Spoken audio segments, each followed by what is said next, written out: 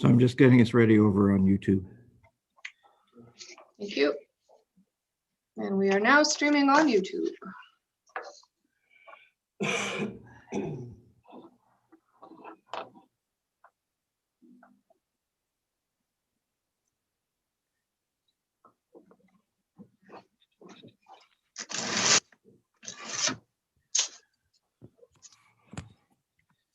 Slow here. There we go.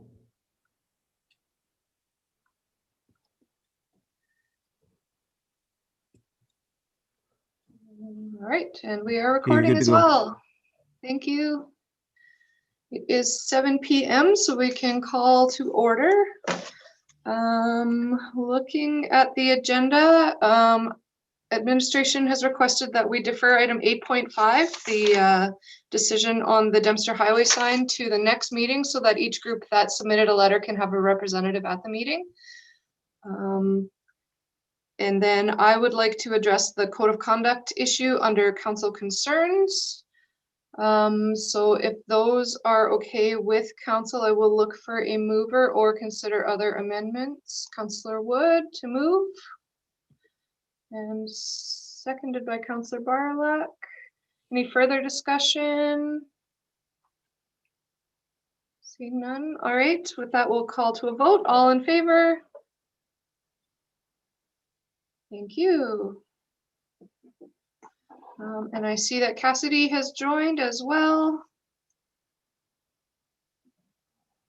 Of course, Cassidy is our student rep for anyone who's not aware, and Chief Hammond. So, because we've moved item 8.5, I don't believe we have any, but do we have any declarations of conflict of interest or pecuniary interest? See none, thank you. On to delegations presentations or petitions. We have Acting Detachment Commander Sergeant Mark Bishop on the line. Mark, I will hand it over to you for the RCMP report for March. All right, good evening. Thank you for having me again. I keep giving you an update every month, basically on myself and how long I'm going to be here. Looks like I've been extended again till July. So I'll be here till July 1st now, so another couple months, just while they're working through the staffing action for the detachment commander job here.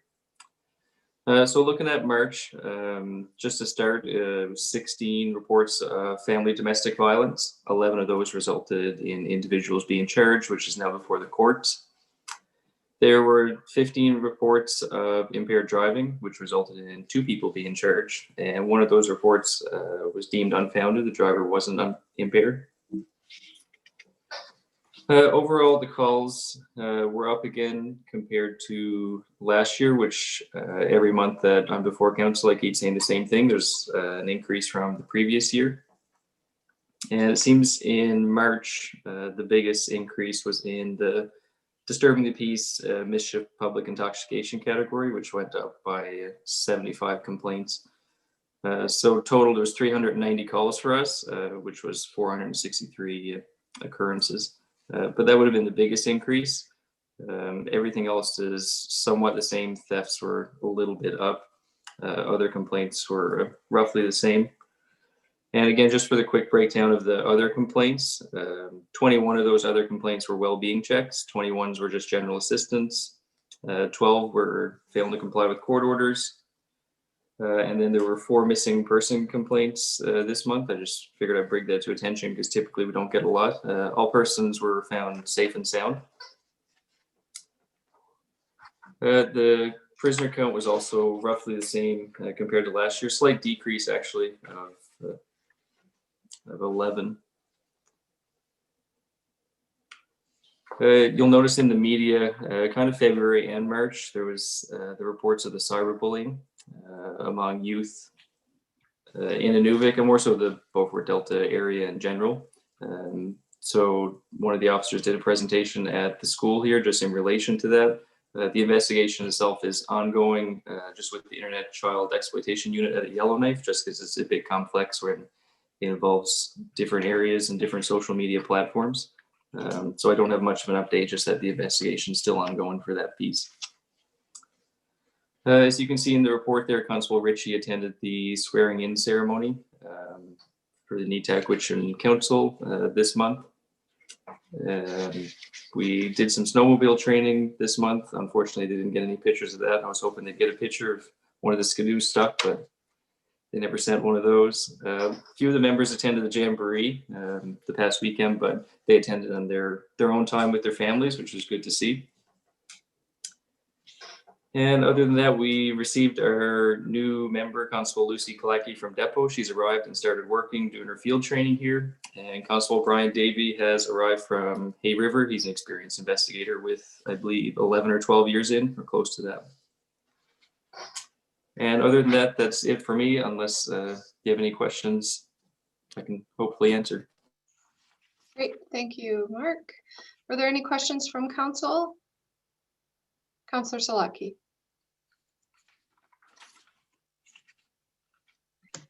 So with the weather changing, there's a lot of kids out on bikes. Is there any plans to bring back the bike rodeo this year, working with municipal enforcement and encouraging kids to be using helmets again? I think this was canceled last year because of COVID, so it'd be great if we had something happening soon with so many children out on their bikes already.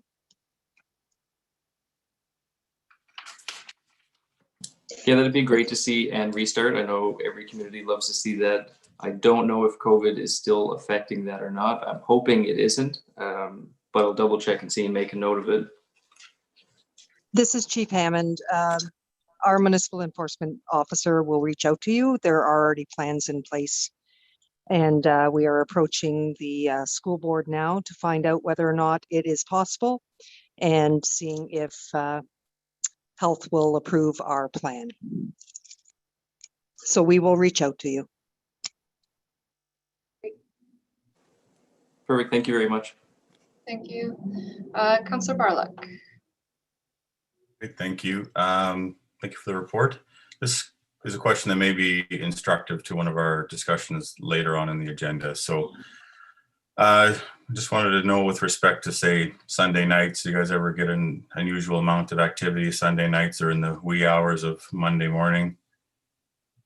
We have a discussion coming up later that this may inform that, if there's anything you wanted to note, particularly on that day of the week. Or is it more or less like any other day? Do you mean like would the call volumes be higher on Sundays or Mondays? Yeah, like Sunday evenings and into the wee hours of Monday morning.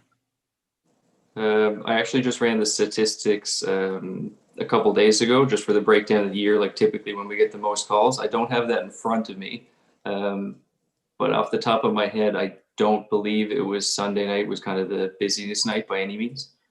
But I just ran the statistics and it's on my desk at the office, so I can certainly get that tomorrow. Oh, we'll have the discussion the other end tonight. Just nothing jumps out at you though, as far as like, wow, this is really something to pay attention to, or it's just. No, actually, I remember from the report, there wasn't a huge increase, even on like weekends compared to weekdays or anything like that. It was fairly consistent, a little bit of difference in the times, like the busy period, so to speak, but nothing particular on Sunday evening. So. Okay, great, thank you. Like I said, it'll just help inform a discussion later on the agenda. Thank you.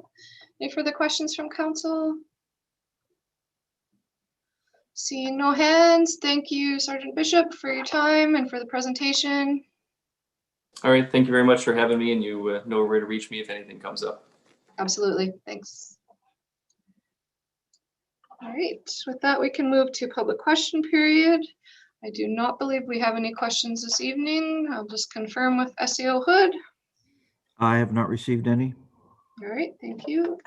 So on to the adoption of the minutes of the March 22nd and 24th, 2021 council meeting. I'll look for a mover, please. Moved by Councillor Miro, seconded by Councillor Wood. Questions or comments on the minutes?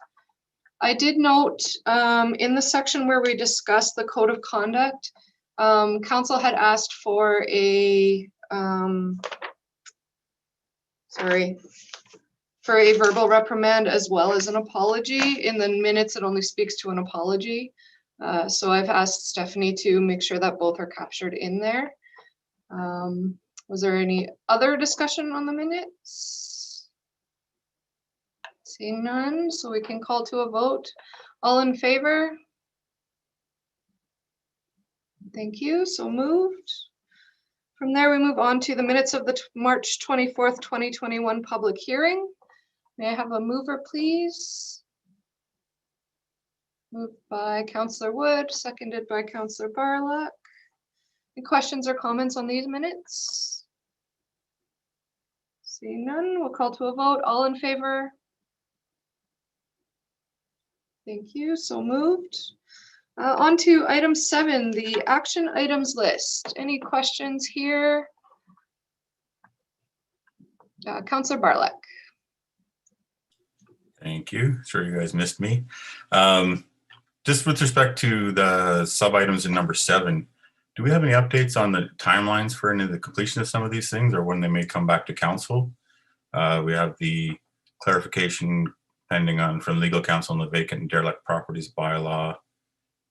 We have the water and sewer operations bylaw, the fire hydrant clearing issue, and then a legal opinion on the signage placement. Do we have a timeline when some of this information may come back to us?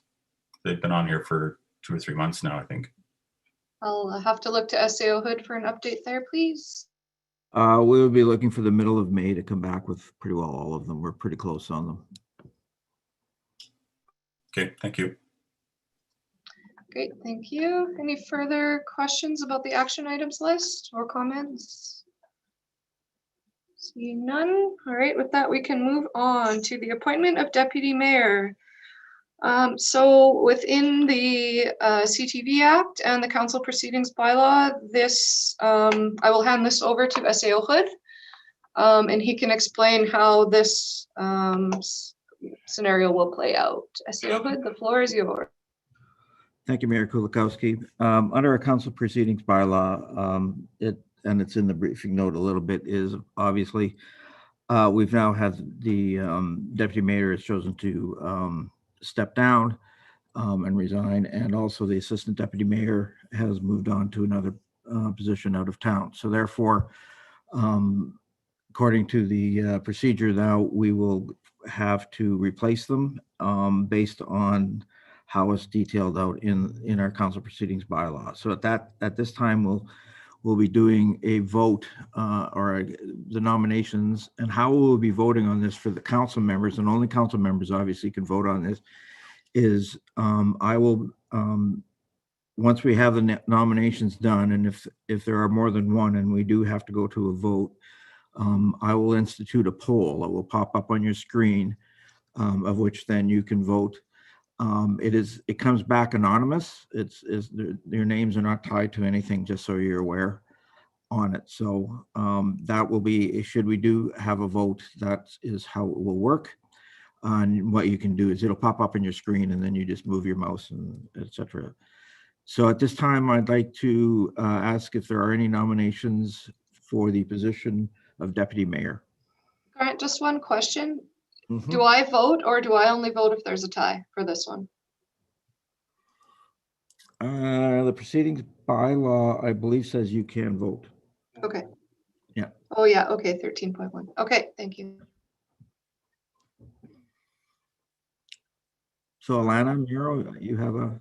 Yes, I would like to nominate Councillor Steve Barlock for deputy mayor. Okay.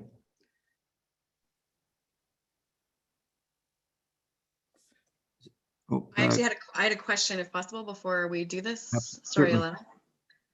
Alana. We actually have done a very unprecedented thing in the past where we had a deputy mayor and assistant deputy mayor for half of our term. There are only a few months left. It really doesn't make sense to now be picking 2 new people to do this again. Wouldn't it just make sense to revert back to the previous deputy and assistant deputy mayor that we had in the beginning of the term? I believe that we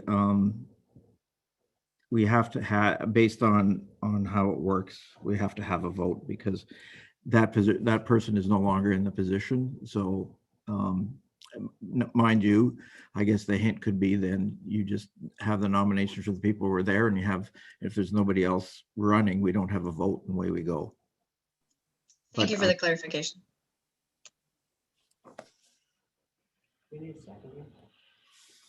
No.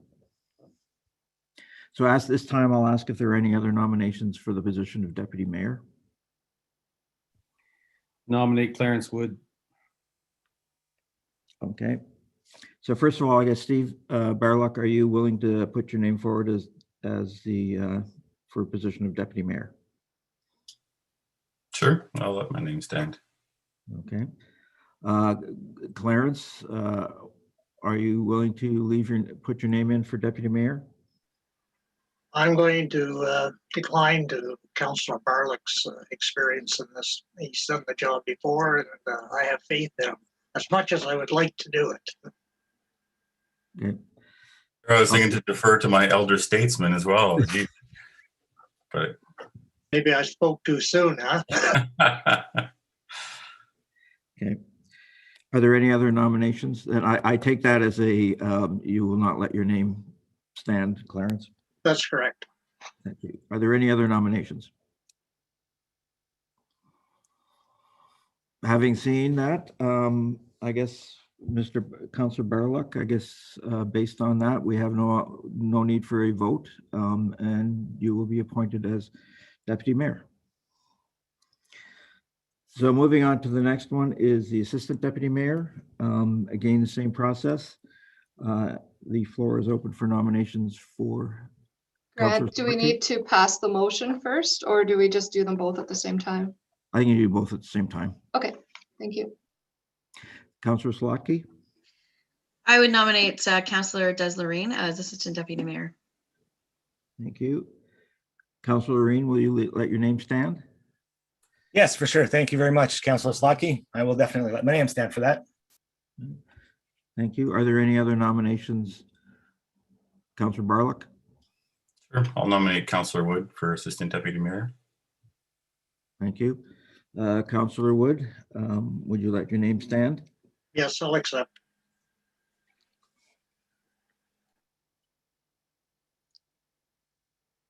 Okay, are there any other nominations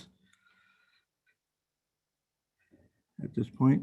Okay, I now need a minute to, I guess, if we could start, if council's okay. I have to set up the poll with the names, so maybe I'll ask Councillor Lorraine if you'd like to say a few words, and then Councillor Wood will be able to have a couple of words. Oh yeah, for sure. I hope you guys vote for me because I want the position, and I'm hoping to, I don't know, grow more, I guess, in this position that I've had before. I had a lot of fun, and I thought I grew a lot through the position, chairing the meetings, and so that's that. Thank you.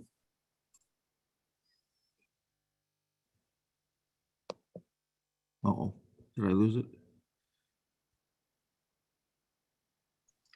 Councillor Wood, sorry.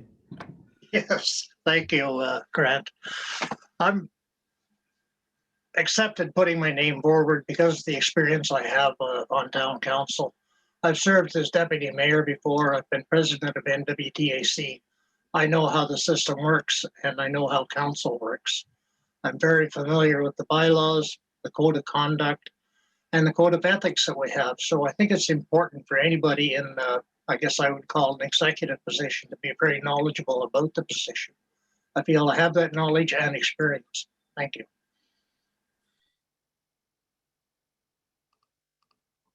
Thank you. I'm still trying to get this poll figured out. Sorry about that. Where are we here?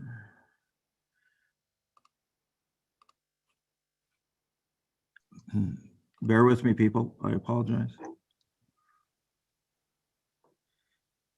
Oh, there we go. All this new technology. Separate doesn't, okay.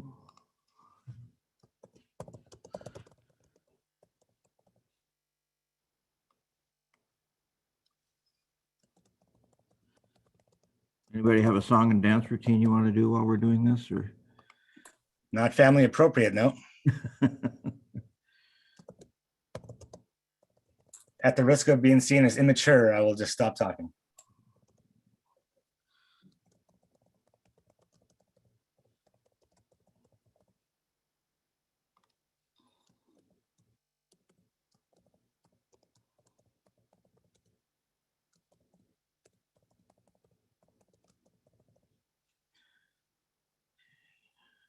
Maybe I'll just take the moment to acknowledge that Mr. Rick Adams has joined the call as well.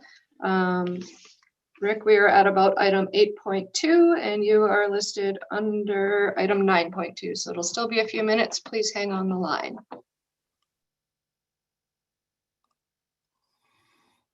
Okay, you should see something come up here on your screens. So those counselors, if you wish to do your votes.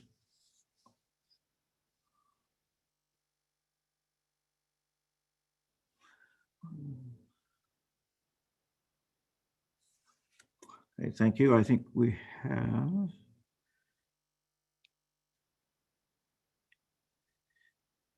Can I just confirm everybody has voted just to make sure? I have 7 votes, and that's how many people we have. Okay, so I'm going to end the polling. And I will declare that Councillor Wood has been elected as Assistant Deputy Mayor. Thank you all.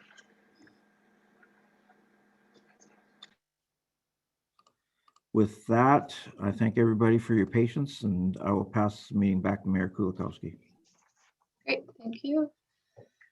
So motion 8.1 then will be that Inuvik Town Council hereby appoints Councillor Steve Barlock to the position of Deputy Mayor. May I have a mover, please? Moved by Councillor Wood, seconded by Councillor Wainman. All in favor? So moved, thank you. And item 8.2 then, recommendation will be that Inuvik Town Council hereby appoints the position of Assistant Deputy Mayor to Clarence Wood as he received the highest number of votes by secret ballot held by council.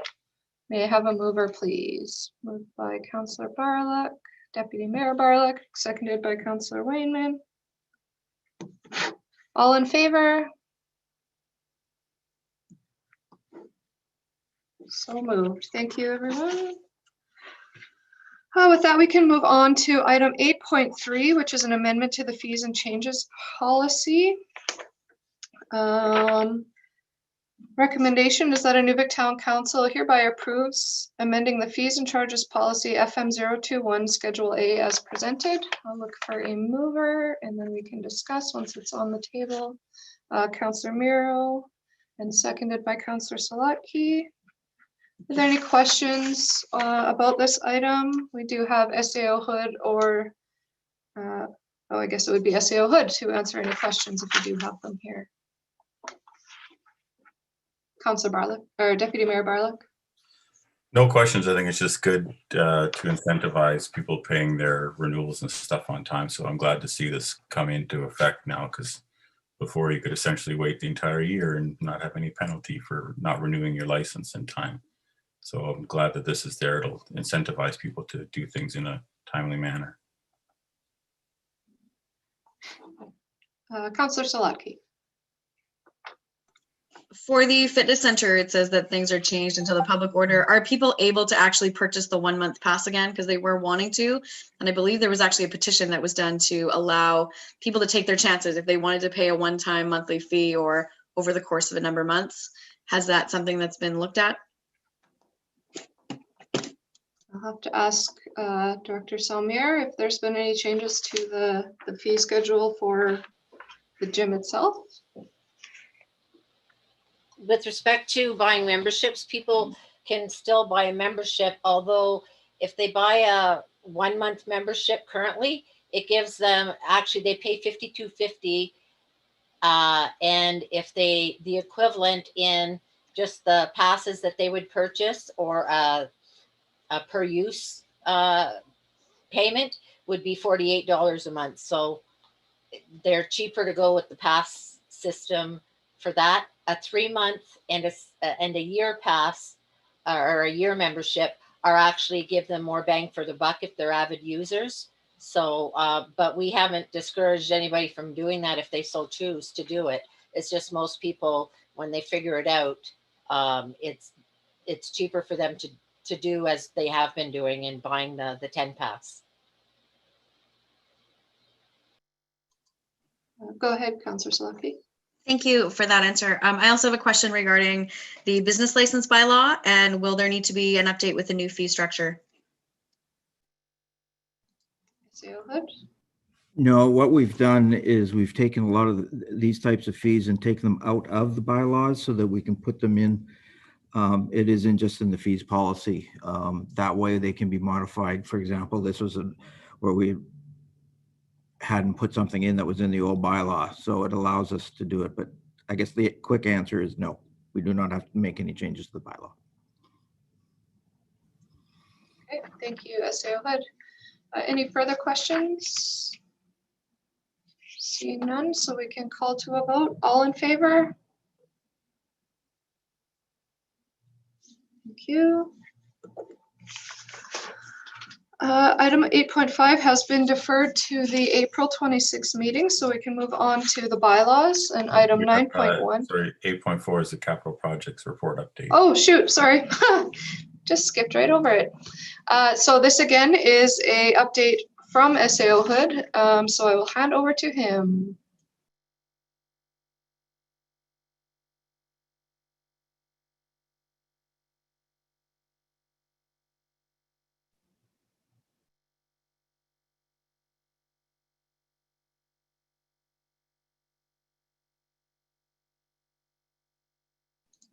Grant, you're muted if you're talking.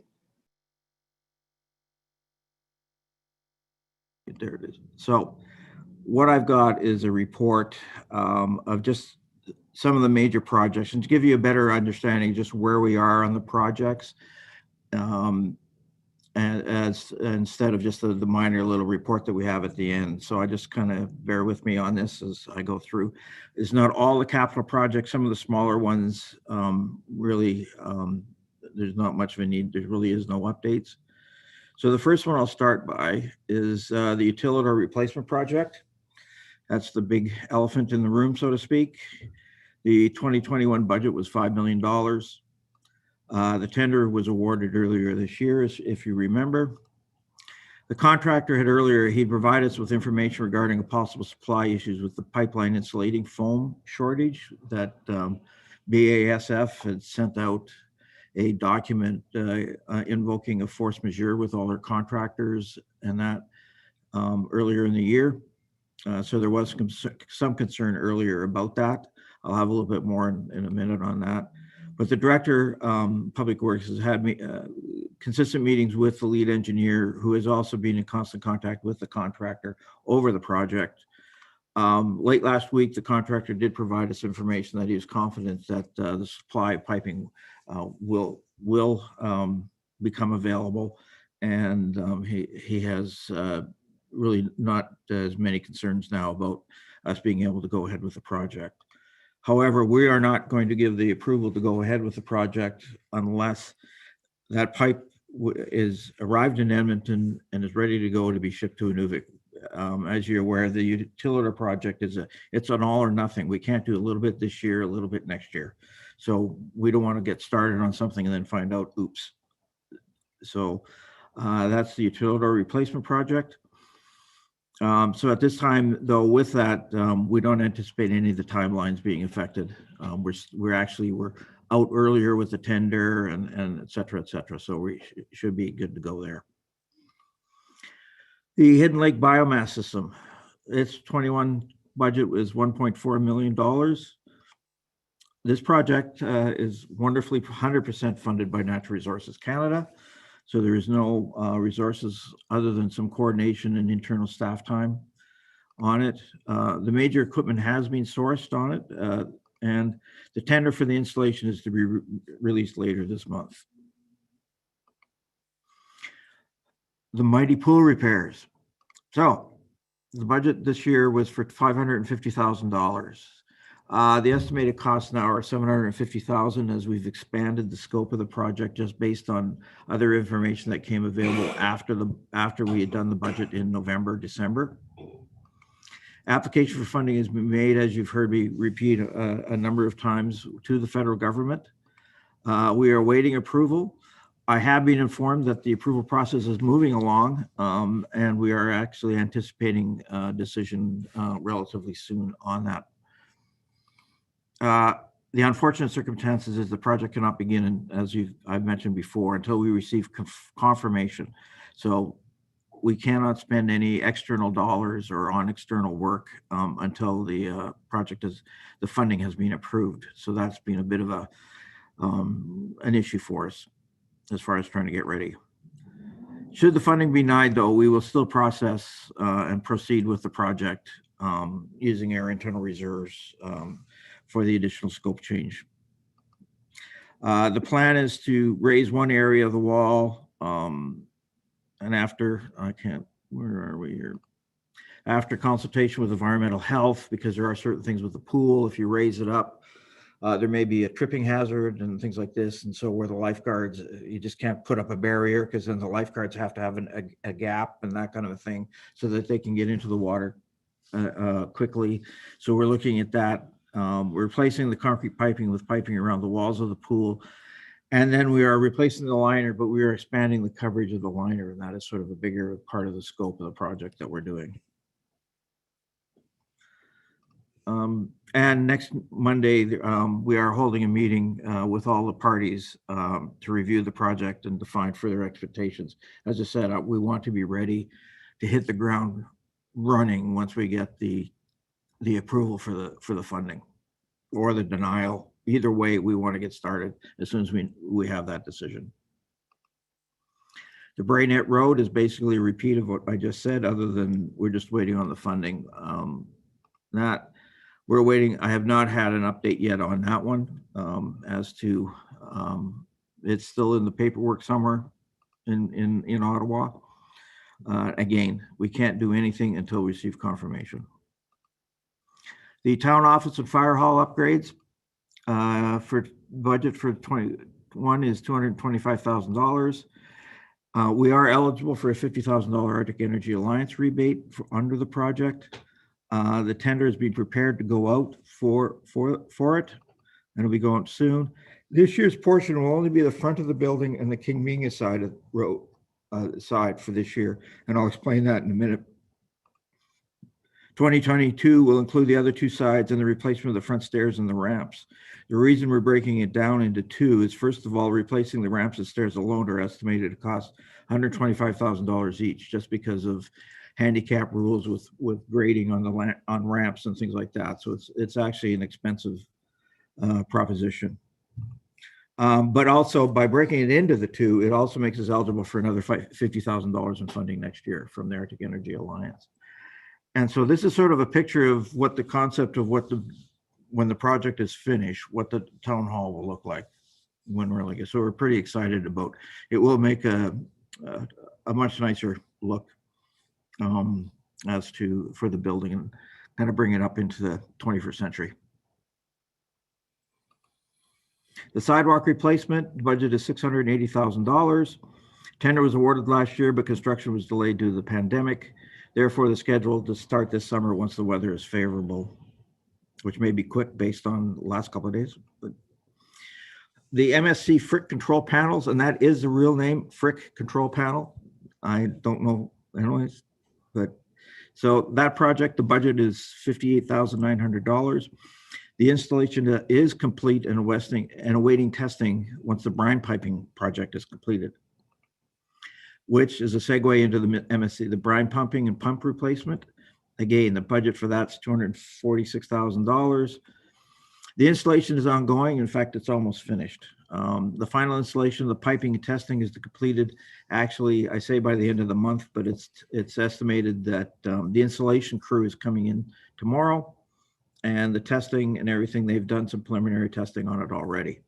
So that project is almost finished. So this is just a picture of a little bit of the replacement of what it looks like. Now, I don't have a picture of what it looked like before, but and the piping is much cleaner than what it had, but if you look up at the top, and I don't know if you can see my mouse, but up at near the top, where there's a green pipe across, there's that steel pipe that that looks a little rusted. That's the color of what the old piping used to look like. It was rusting and everything else. So they've come up. You'll see the 3 blue pumps at the bottom, and those are all brand new pumps that we've put in. It's going to make a big difference as to leaks, as to issues that we've got going forward. And the frick controls are the brains of a lot of how this works. So they've been updated as well. That's where part of it comes from. Chief Jim Cooey Park. So the budget this year is $1.5 million. The pavilion installation is complete, as obviously people can see, but there is some landscaping and also interior work that needs to be completed in the May-June timeframe once the ground thaws a bit, and we can get work inside, because there has to be some leveling in that, because when the stands and things like that were put in, there was snow on the ground and ice in different places, so we need to make sure that has to go before we can do the final installation there. Administration will be discussing the grand opening options for next week, because we do want to have a grand opening for it. The Arctic Market building, the space frame foundation engineering is almost complete. We've gone back and spoke with some engineers on it, and instead of a concrete base or trying to put it on pilings, the engineers have come back and said that a space frame will work for this project, and that is actually quite a big game changer as far as how we can, some changes on the design of the project, the drainage of the water around in that area and stuff like that. The architect is looking at the other design changes. We've got some that we want to make, but it's not expected to impact the schedule once the materials are available. And we've kept in constant contact with the contractor and the architect on the project, just to make sure we don't have any issues there. The tourism gateway sign budget for this year was $20,000, but the budget's going to be revised for the final budget as the original intention was to have the project substantially completed in 2020, but we know it was delayed. So the revised budget that would be going is $125,000. However, funds are set aside in a reserve from 2020, so there's no big impact to the actual operations for this year. Construction is well underway in Edmonton of the actual sign. And while it'll be tight, they're anticipating the sign being delivered before the spring break closure. So here's a few things of the sign being manufactured. That's the base with the weave. And then another topping goes on top of it. You'll see here they are actually putting in the poles. Now, remember that these haven't been painted or finished or anything. So it's not going to look like just steel poles. And just a different perspective of how the sign's going to start looking like. And again, it's a question of don't say, assume that that's exactly how it's going to, how the angle of the poles are and everything. It's close and that, but it'll look a lot different once they do the topping and et cetera on it.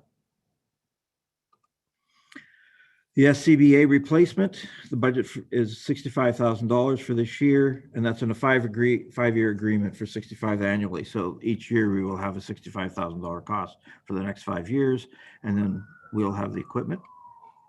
The paperwork for it was signed this week, and the equipment has arrived and is on site, and a technician will be coming up to test it out and get it ready and I do some instructing and things like that on that one. So we're just waiting for the technician for deployment. So a couple of new ones that you probably don't know about, and that is one is a glycol heat exchanger at the water treatment plant. It's a new project that will be added to the 2021 budget, and the reason is that it's fully funded through INAC Northern Reach program. So what it is going to do is estimated at $250,000, which has about a $30,000 contingency, but again, it's 100% funded. As you're aware, we have the water tempering system that we temper the water with the excess heat coming from the power corp. What this is allow us to do is also to use that excess heat system to heat the building itself. So with a heat exchanger, et cetera, and that. And it'll offload from the current boiler system that we have. It's designed as being completed with the proper specs and construction later for the year. But it has to be done before the next heating season, as we need some work needs to be installed in the NDPC. There's some new pumps that have to go in as a result of this. And of course, we want to have it ready for when we need to do the actual tempering of the water in the fall. The other one is stratification fans. For those of you who've been in the water treatment plant over where the main trains are, it's a very tall building. There's up in the ceiling, there's a lot of heat. We're going to install some stratification fans to get some of that heat down to the bottom, just to get that circulation. And that, again, it's going to be a new budget. It's partially funded by the Arctic Energy Alliance, and it's as a result of the energy audit that we had conducted on the building. The estimated cost is approximately $80,000, which includes a $15,000 contingency. And I believe the Arctic Energy Alliance funding could be up to $50,000 on this. It will reduce the temperature difference between the floor and the ceiling space. That's also going to help us reduce our heating costs in the building. And that is basically a quick update on it. I'm happy to answer any questions if anybody has any on the presentation. Great, thank you, Grant. Are there any questions, Deputy Mayor Barlock?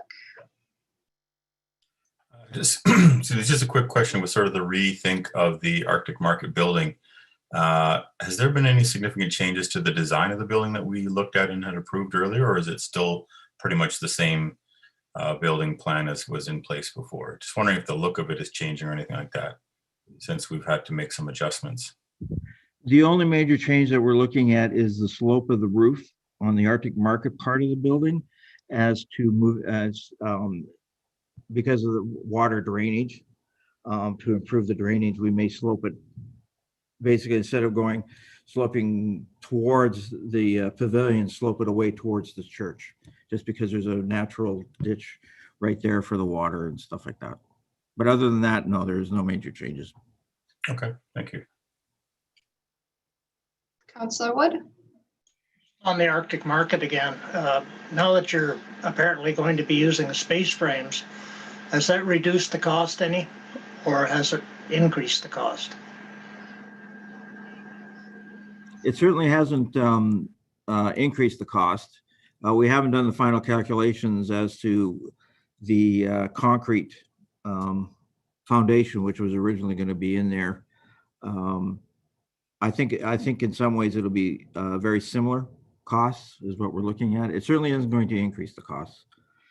We just felt that the space frame was a better option to go with, given the concrete, the protection of the permafrost and the potential. We all know what happens with concrete on permafrost if you don't have cooling underneath it, et cetera, et cetera. It does leave you open to having buildings leaning like Dawson has. Just further to that, have you had any conversations with Inuvik Housing on the performance of their space frames? No. I would just think it would be a good idea since they've been using them for quite a few years now. We did have a long conversation with the company that does the space frames, and we did talk to and the contractor that'll be doing the construction, because we did meet because we had some questions on the foundation with the concrete and that, because there were some concerns about the weight of the building with wind, et cetera, et cetera. We sent the specs and everything down to the company that the contractor has worked with quite a bit, and they've come back with the specs that there should be no problem as far as the weight of the building and with wind and et cetera, that it should accommodate it. Great, thank you. Any other questions from council? None. All right, thank you very much, SAO Hood, for the update. And of course, final budget time is coming in June, so SAO Hood is working away on that already. So we can move on then to our bylaws. Item 9.1 is the bylaw, to amend the zoning bylaw. This is third reading. recommendation is that Inuvik Town Council hereby gives third and final reading to bylaw 2665 P&D 21, a bylaw to amend the zoning bylaw 2583 P&D 15. I'll look for a mover, please. Moved by Councillor Wood, seconded by Councillor Loreen. Any questions or comments on third reading? Seeing none. All right, with that, we can call to a vote then. All in favor? Great, thank you. So moved. And we come to 9.2, the licensed premises bylaw. So we do have Mr. Rick Adams in attendance. If there are any questions from council, the request for council decision has quite a bit of information in it. And the request itself is for a time change for the hours that they're allowed to be open. I will go to SAO Hood first, and then we can go see if there's any questions from council. Well, I think in many ways, the briefing note is self-explanatory. Mr. Adams has sent in the request to want to change basically the hours on the Sundays, and just expand by a month I believe it's just a month, the months that he's allowed to have the Sunday openings over it. Obviously, and he has waited the mandatory 4 years, if you remember correctly. Once we pass it, it cannot be modified for 4 years. It was in May of 4 years ago that we did the initial request. So this is within the time limit. This is not an overnight pass it tonight and it becomes, there's a whole process that once we do the first reading, we have to send it to the Minister of Justice, who then will say yay or nay on it. And then we do a second reading and then a public notice will go out. Then following third reading at the next meeting, and then it does not come into effect until 30 days after that third reading.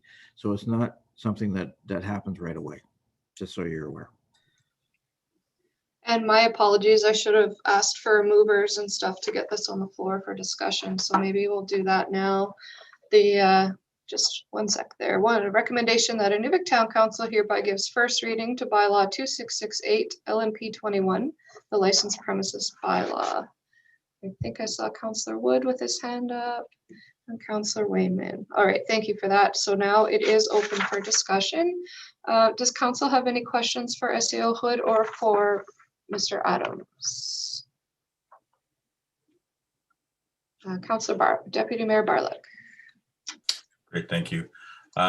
Thanks for coming, Rick, to be able to answer questions. And I see basically you're just shifting your hours of operation by a couple hours. You're not asking to be open for any longer throughout the day, but I'm just curious as to why, any particular reason why you're asking for the extra 2 months, or just wanted to hear some of the rationale for that. Yeah, I hope you can hear me. Yeah. Business, like every other business, depends on the customers. The customers are the motivator. With the customers, I'm able to pay staff. I'm able to satisfy the customer. We've established quite a good Sunday base. And the biggest complaint we're having is that they're really pissed off when I make last call at 9:30 at night. We're only asking to 12 o'clock on Sunday, not late Sunday. We're only asking with the confines of Sunday. And that's the biggest complaint. And it's, to tell you the truth, if I didn't feel that there was money in it, if I didn't think the customer was driving this, I wouldn't even be sitting in front of you tonight. It's all based the customers. We've got a good base of people that want to see extended couple hours. And if you'll also notice that I've dropped the request, we're open from 1 to 10. Now I'm at requesting 3 to midnight. The 2-hour drop off in the day, I personally feel it was good to start. I want to distance myself from the Sunday mornings. I think it's a little too close, 1 o'clock. And I feel the 3 o'clock to 12 is a very respectable. In this period with the Sundays, I've been able to, times are slim. I'm down to 20% of my sales because of the pandemic, of course, and I was shut down for 4 months. So like I say, I'm doing this on the customer's request. If they didn't want it, I wouldn't be here. There's no money, I'm not going to be here. Also, I have noticed, and I've heard comments that the people, if they can come and get a beer in the evening on Sundays, we're able to slow down a little bit the illegal sales of alcohol on the Sundays. I do not have Sunday off sales in the current legislation. So that is an issue. I'm not selling outside liquor on a Sunday. So I'll leave that to the bootleggers. But anyway, we do make a slowdown on it. I feel it's a reasonable request. Also, in the second part of this request, I've asked for an extension of 2 months for the October, November. The reason that, again, is the people want it. I wouldn't be doing it if the people didn't want it. But if you'll also notice, in the respect to the community, I have refrained from going to our very special month of December, or religious or Christmas times, and also January, February, March have not been included to allow the community to hold the rice festivals, culture events, without a beer parlor being open on a Sunday. So I'm doing this with respect, but I'm also doing it as a businessman. Like I say, I've been able to rehire 14 people since we got over our shutdown, but it is slim. So it's both financial, but mainly motivated by the customers. That's it. Great. Thank you, Rick. Any other questions from council? Councillor Wood. Not a question, just a comment. I remember 4 years ago when we approved the initial request for Sunday openings. The major opposition to it was from a couple of groups in town of how it would impact the community with drunks being all over the place on Sunday, and Sunday was a family day. Well, I think we've all seen that the Sunday openings have had absolutely no impact that I can see, other than cutting down on some of the bootlegging profits. So I don't have a problem with this. As far as the hours, still the same number of hours, it's just adjusted slightly, and I don't have a problem with that either. Thanks. Thank you, Councillor Wood. Any further questions or comments from council? I'm seeing none. All right, so first reading is on the floor, so we can call to a vote. All in favor? Okay, thank you. That's unanimous. So moved. Thank you, Mr. Adams, for being on the call. SAO Hood will be in contact, I'm sure, with what the next steps look like. Like I say, this has been third reading, so we still have, or sorry, first reading, so we still have a few steps to take care of. Thank you, everyone. All right. So on to our department head reports. First, I will get the motion to put the reports on the table for discussion. So the recommendation will be that Inuvik Town Council hereby accepts the following department head reports as presented. 10.1, the Economic Development and Tourism Report. 10.2, the Planning and Development Report. 10.3, the Community Services Report. 10.4, the Senior Administrative Officer's Report. 10.5, the Capital Projects Report, and 10.6, the Protective Services Report. May I have a mover of the reports, please? Moved by Councillor Loreen, seconded by Councillor Wood. Now we can go through each item. The first one is item 10.1, the Economic Development and Tourism Report. Unfortunately, Director Chalice is unable to be on the call tonight, but I'm sure SAO Hood can at least take questions if there are any on the report. Are there any? Seeing none. All right, thank you. On to 10.2, the Planning and Development Report. We do have Director Campbell on the line. Were there any questions on that report? Again, seeing none. On to 10.3, the Community Services Report. We do have Director Salmier here. Any questions on the report? Deputy Mayor Barlock.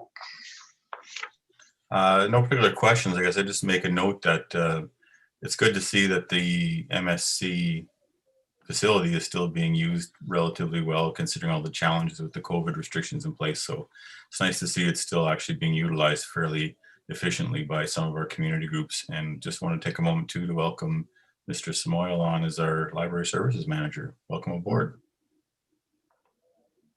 Great, thank you. Yeah, good point about the facility still being in use. I think that Lise probably knows Emerging Wisely better than some folks who work in in some of those departments. She is a whiz with putting together plans and helping groups to get to a place where they can then hold their events. So kudos to her and her team for that, for sure. Thank you for that. Any other questions on the community services report? None. All right, on to 10.4, the Senior Administrative Officer's Report. Any questions on that one? Councillor Barlock, Deputy Mayor Barlock. Another quick one too. The proposed Community Safety Officer Program and Pilot Project. Can you just elaborate on what that is? I don't think I've seen that one before. Thank you, Deputy Mayor Barlock. It is a program that's being introduced by Department of Justice to do and it's a pilot project right now, but they're looking at putting what's called a community safety officer in a community. The safety officer is not to be confused with, if you want to call it, our municipal enforcement officers. They have no powers, so to speak. Their vehicles don't have lights on them. They can't stop people and things like that. But they're more there to help in the community with elders, other, even some of the situations where we have with some of our homeless and that, and helping deal with them is sort of what it's primed for. Again, they don't have any specific powers. It's more of a community liaison almost. But what they're looking for now is a pilot. They're going to do a pilot project. They're going to pick one community in the territory to try it out for and fund it for a couple of years. I've decided that I feel that a smaller community is better off having, who right now can't afford a bylaw officer or such, would be a better choice for it, since we do have a very capable municipal enforcement department. But it is, the big thing is it's not to be confused with a bylaw officer. They will not have powers. They may have some uniform of some sort, but it's more of a liaison to just out there. And that person would be a territorial government employee, not like a municipal employee, I'm assuming. No, they would be a municipal employee. Oh, okay. So the funding would go to the municipality. Yes. And then, okay. That's part of what I wanted to see, like how they would fit with the protective services officer. Thank you. Grant, this is Director Hammond. Can I add a couple of comments to yours, please? Certainly. So having said that, we would be looking at, it going to a different community. That doesn't exclude us from taking best practices and learning from their experiences. So we will be looking into that. And with, you'll see that we're also bringing on the second municipal enforcement peace officer. As part of the onboarding, we're also going to be trying to incorporate some of the concepts that they're using to add, as I said, the best practices and the best community practices from that experience, and actually bringing it into our municipal enforcement as well.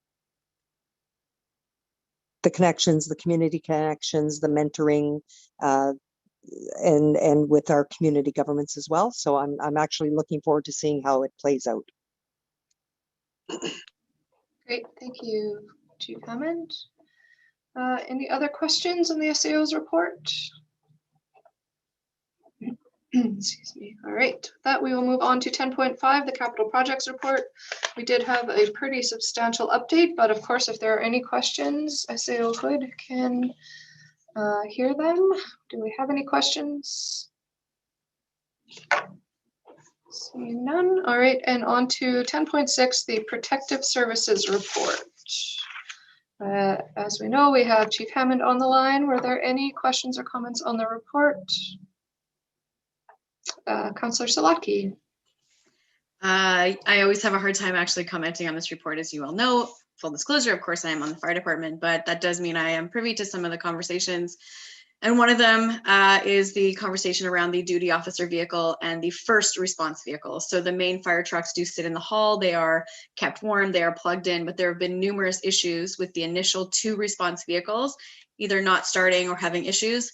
And I'm just curious as to what an update would be as to how we can fix some of these issues and make sure they are as safe as possible for everyone responding, including yourself and the duty officers. Thank you, Councillor. Chief Hammond? Yep, and then I will let SAO Hood have his response as well. All efforts are made to understanding, we just went through the capital budget and understanding that there are some bigger ticket items that unfortunately do take precedence. So when it comes to that duty truck, there are alternatives where if the car 2, we will have it into the shop, get it repaired as soon as possible to be up and running. And if not, then the duty officer will take car 1 and have that car as responding when I'm off duty. So I'm actually off duty and not responding myself. Having said that, as a worst case scenario, ideally it would be great to have money in the budget to be able to afford that. If that's the case, we would look at funding if we can't fit it in our budget, and it will just be looking at grant funding, something like that. So SAO Hood, if there's anything else you wanted to add with regard to that. I don't have a lot to add. I appreciate the comments. It does become a question of resources. We have invested a lot of money in the fire department, and we should be proud of what we have there. And yes, it is a fact that we do have potential issues with the one vehicle, and we are reviewing our whole vehicle. One of our plans is to review our whole town vehicle strategy of what vehicles need to be replaced and when, and that will be certainly part of that. That'll be coming out probably within the next 3 to 4 months. Thank you. Any other questions or follow-up there, Councillor Seleki? No, I was asked to ask, and I have, if there's any possibility in some of those cases to look at some of the vehicles already in our inventory, which I believe was completed by staff this past year. It might be a way to make sure that some of those first responders are in the safest possible vehicles. But as I said, the question was asked and answered, so thank you. Great, thank you. So any other questions then on the protective services report? Mayor, go ahead. Can I just comment on Councillor Seleki? The fire department or the protective services department isn't the only department that's having troubles with vehicles at this moment in time. So it's not like they are the only ones. And yes, we do have other vehicles, but we actually have 2 vehicles over at the Midnight Sun Complex that we are having some issues with as well. And it's coming into the summertime where those vehicles are also needed so we can accomplish some of the stuff. So it isn't just the one department that is having issues. And I'm not trying to dismiss the importance of the vehicle, but we do have a whole situation with all our vehicles. We have an inventory, obviously. It's a question of now prioritizing where they're needed, and et cetera. Thank you, SAO Hood. That's actually really important to know across the board as to who requires these things. So thank you for that. All right, thank you, everyone. So we do have a motion on the table to accept the reports as presented. We can call to a vote now. All in favor? Thank you, so moved. And on to information items. We did have 3 items tonight. There's the strategic priorities chart, the Aurora Research Institute notification, and there is an email from a resident as well. Is there any discussion on those items? Councillor Deputy Mayor Barlock. I'm assuming because there's nothing else included, we have not received a response to the email from the resident to the minister at this point. Otherwise, I'm sure it would have been included. Yeah, we have not seen anything. Okay. Just want to double check. Thank you. All right. Oh, Cindy, you're not muted. Did she?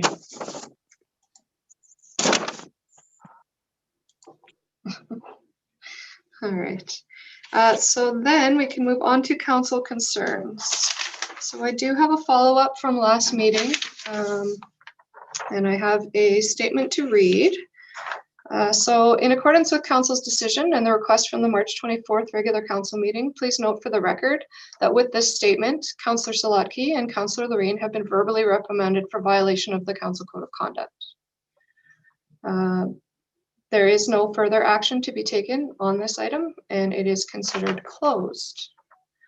I do have a request for our councillors though, and it is from me directly, that each of you reacquaint yourself and recommit to the council code of conduct so that we can work together through our next 6 months, or through the finish of our term as a united council, with respect for one another and for the democratic process. So thank you for that. That is all I had. Were there other council concerns that have come forward this evening? Councillor Salatki. I would actually like to say something on that, if I may. You may, yes, go ahead. I would like to start off by saying that I personally made 0 comments about staff and administration, and my comments were lumped in with someone else's. And I would just like to say, if any staff or administration feel like I was putting them down, I sincerely apologize. I think our staff do a wonderful job, and any issues I've ever been given by anyone in the community goes directly to the mayor and to the SAO. And so if anyone feels that I made a comment about their work or their work ethic in this community, that was not my intent in any way. Instead, it was an encouragement, as to what you said, for us to be accountable and for other people to come forward to assist in council in the future when these topics come up again.